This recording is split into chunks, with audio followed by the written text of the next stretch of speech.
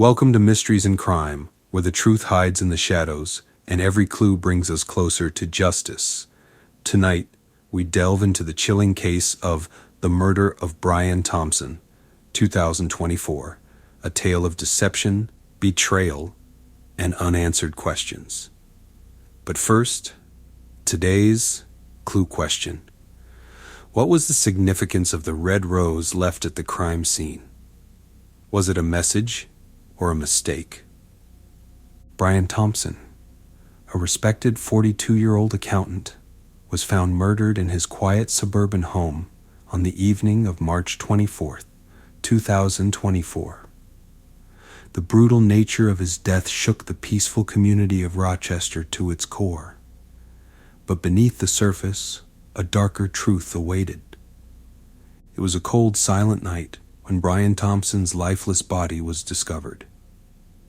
His neighbor, an elderly woman walking her dog, first noticed something unusual: his front door ajar, the flickering porch light, and then the unmistakable dark stains on the doorstep.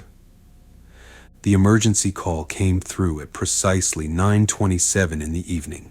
When officers arrived, they found Brian lying face down in his living room. His body bore multiple stab wounds, and the beige carpet beneath him was stained deep crimson. A shattered glass tumbler lay nearby. A single streak of blood smeared across the wall, and an eerie silence hung in the air. Detectives wasted no time, meticulously securing the scene. Initial theories swirled. Was it a robbery gone wrong? But nothing appeared to be stolen. Not a single valuable missing. Suspicion turned inward. Had someone close to Brian wanted him dead? The investigation was only just beginning, and what it would uncover would shake the entire town to its core. Brian Thompson was more than just a name in the headlines. He was a son, a friend, and a dedicated professional. At 42 years old, he had built a stable life as an accountant in Rochester. Meticulous in his work and respected by colleagues, friends described him as kind yet guarded, someone who kept his personal life private. Born and raised in Rochester, Brian lived alone in a modest but well-kept home. He was a creature of habit, morning runs at precisely 6 o'clock, coffee from the same cafe, and Friday dinners with his sister, Emily. But behind the carefully structured routine, were there secrets lurking? Emily recalled how Brian had seemed distant in the weeks leading up to his murder. He had mentioned feeling watched, uneasy, but he brushed it off as paranoia. Brian's personal relationships were complex. His recent breakup with longtime girlfriend Rachel Porter was still fresh, and tensions had been high. Friends noticed the lingering tension whenever Rachel's name was mentioned. But there was another side to Brian, one that few people knew. Investigators discovered a hidden collection of letters that hinted at a secret relationship, one that could have made him a target. Who was Brian Thompson, really? And could his private life hold the key to his tragic end? As investigators peeled back the layers of Brian's life, a list of potential suspects began to form, and each one had a motive. Rachel Porter, his ex-girlfriend, was the first name on the list. Their relationship had ended bitterly, with accusations of betrayal and trust shattered beyond repair. Rachel had an alibi, but was it airtight? Friends reported seeing her near Brian's home the night before his murder. Then there was David Ellis, Brian's longtime friend and business partner. Their once thriving partnership had recently hit a rough patch, with financial disputes and accusations of mismanagement. Could their business woes have turned deadly? One suspect, however, stood out among the rest. Oliver Grayson, a former client with a history of violent behavior. Brian had handled his finances and uncovered suspicious activity that could have landed Oliver in prison. Did Oliver silence Brian to keep his secrets hidden? Law enforcement also considered an unknown figure, a shadowy presence Brian had confided in his sister about. He had mentioned seeing the same unfamiliar car parked near his home and receiving cryptic messages late at night. Each suspect brought their own layer of complexity to the case, and with no clear answers, the hunt for the truth was just beginning. Who among them had the motive, the means, and the opportunity to commit such a heinous crime? The night of March 24th, 2024, was supposed to be like any other. But for Brian Thompson, it would be his last. Investigators pieced together a chilling timeline. Surveillance footage from a nearby gas station showed Brian arriving home at exactly 8:15 in the evening. He parked his car in the driveway, but something seemed off. He hesitated before stepping out, glancing over his shoulder. Was someone following him? Inside his home, the scene that awaited detectives painted a grim picture. The living room was in disarray. Overturned furniture, shattered glass, and droplets of blood leading toward the hallway. A struggle had taken place, but the brutality suggested more than a simple break-in. Brian had been stabbed repeatedly, 10 times, each wound precise, targeted. Forensic analysts noted the deep, deliberate strikes to his chest and abdomen, indicating a personal, almost intimate attack. The positioning of his body told a haunting story. He had fought, desperately, until his strength gave out. Near his body, investigators found a broken wristwatch, frozen at 9:12. Was this the exact moment Brian took his last breath? One chilling discovery stood out among the rest. A single red rose, carefully placed on the coffee table. Was it a message, a symbol of regret, or a taunt from the killer? The medical examiner later confirmed that Brian had suffered defensive wounds on his arms and hands, showing he had tried to fend off his attacker. The knife used in the murder, nowhere to be found, suggesting it was taken by the perpetrator. Police also uncovered evidence that Brian had made a desperate attempt to call for help. His phone was found under the couch, the emergency number dialed, but never connected. Did the killer arrive just in time to silence him forever?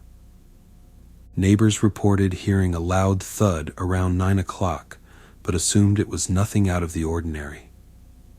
One neighbor even recalled seeing an unfamiliar figure in a dark, hooded jacket lingering near Brian's house earlier that evening. But the face remained a mystery. Despite the chaotic scene, detectives noticed something strange.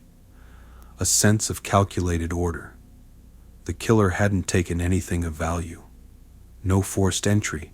No signs of typical burglary. Whoever did this knew Brian, and likely knew his routine all too well. Then came the chilling twist.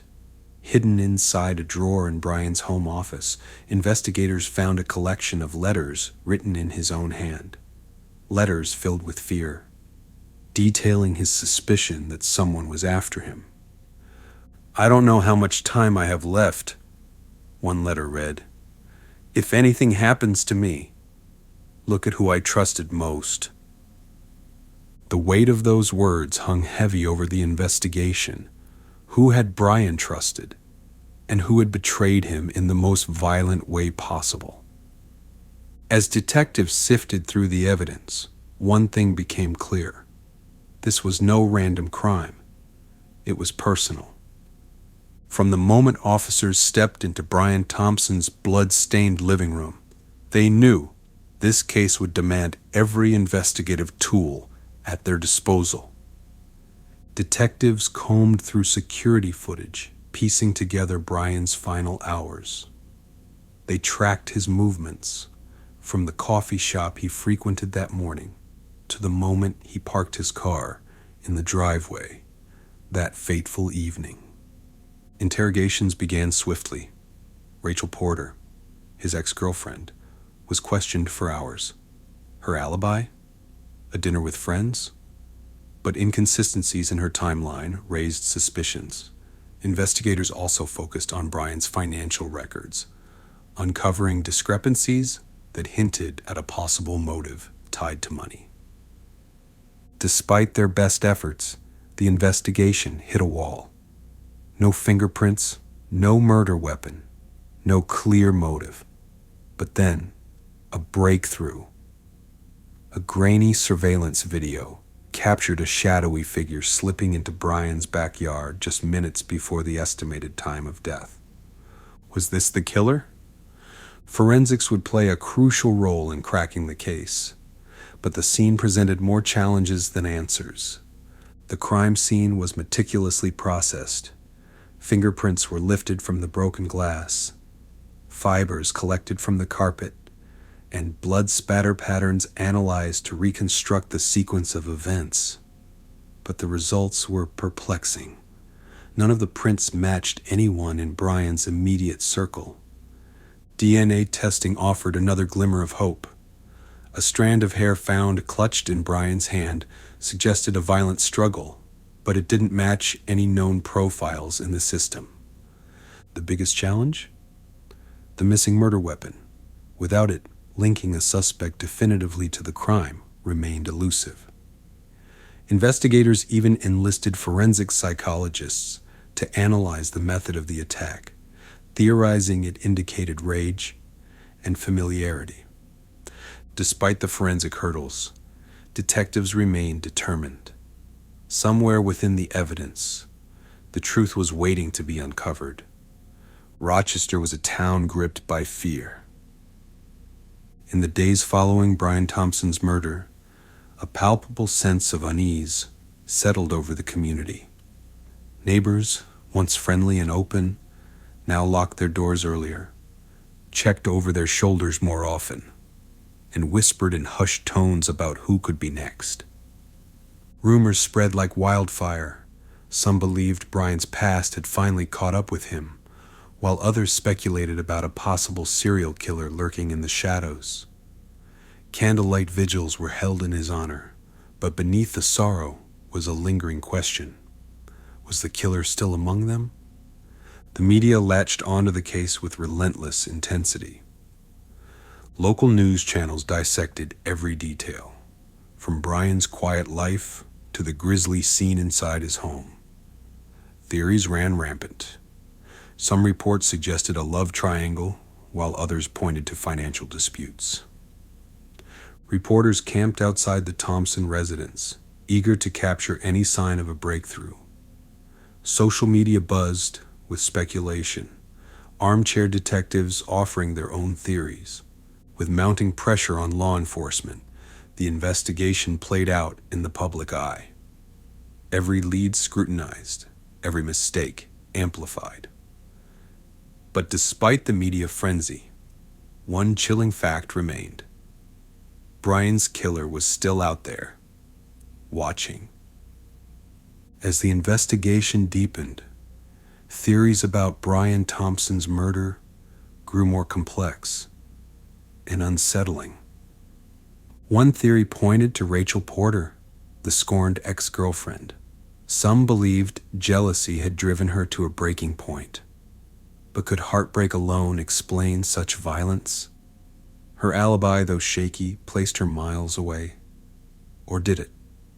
Others suspected David Ellis, Brian's business partner. Their financial disputes had escalated in recent months, with whispers of missing funds and broken trust.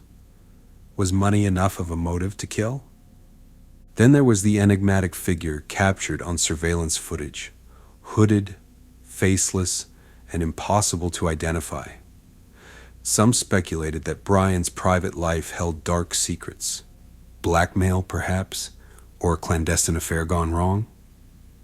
Despite the swirling theories, no single suspect stood out.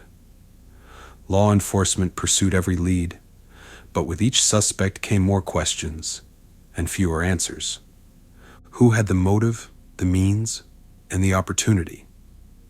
The road to justice for Brian Thompson was long and filled with frustration. Authorities eventually arrested a suspect, Oliver Grayson, the former client with a criminal past. The prosecution painted him as a desperate man, afraid of exposure, but the evidence was circumstantial at best. During the trial, the defense pointed out glaring gaps in the case: no murder weapon, no eyewitnesses, and the DNA evidence inconclusive. The jury deliberated for days, weighing the conflicting narratives presented in the courtroom. In the end, a verdict of not guilty was handed down, leaving Brian's family devastated and the community outraged. The killer, still out there. Years later, the case remains unsolved, a haunting reminder that sometimes justice slips through our fingers. The question lingers: did investigators miss something crucial? Or was the true killer hiding in plain sight all along?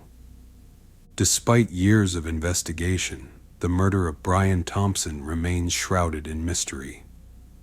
The missing murder weapon, the cryptic letters found in his home, the unknown figure captured on surveillance footage. Each piece of evidence raises more questions than answers. Did the real killer slip through the cracks of the investigation? Or is the truth hidden in plain sight, waiting to be discovered? Brian's family continues to seek justice, holding on to hope that one day someone will come forward with the missing puzzle piece.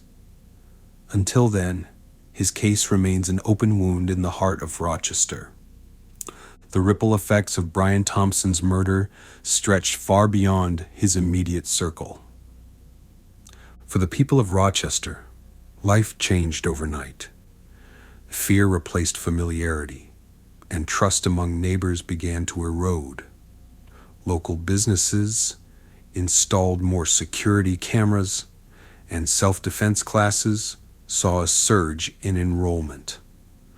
Law enforcement, facing public scrutiny, revised their investigative techniques, vowing to never let another case slip through their fingers.